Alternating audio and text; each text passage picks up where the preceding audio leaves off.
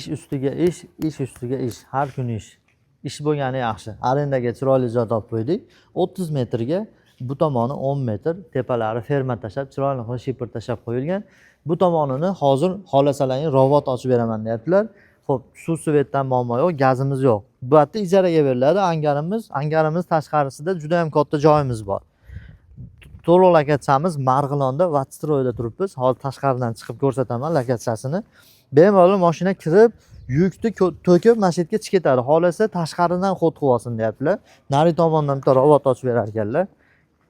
Maytdan bemalol kirib chiqaveradi mashinalar. Hozir mana to'g'ri Vatstroyga katta yo'lda bo'yi Vatstroyga ketaverish. Mana shu izlaniyamizdan chiqqanimizda to'g'riga yursak, svetoforga kelamiz. Svetofordan o'ngga yursangiz mostga chiqib ketasiz.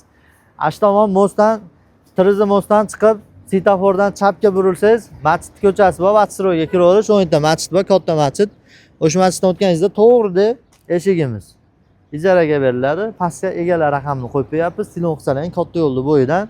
Nari tomondan ham bitta eshik ochib beraman deganlar. Mana angarimiz nari tomonda xod qilsa bo'ladi. Buni orqasidan eshik ochsa bo'ladi. Ikki tomonlama eshik qilib foydalansangiz bo'ladi. Xohlagan biznesingizni qilsangiz bo'ldi. Yaxshi biznes bo'lsa bo'ldi. Odamlarga foydali, manfaatli.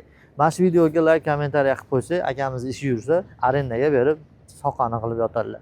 Pastda egalar.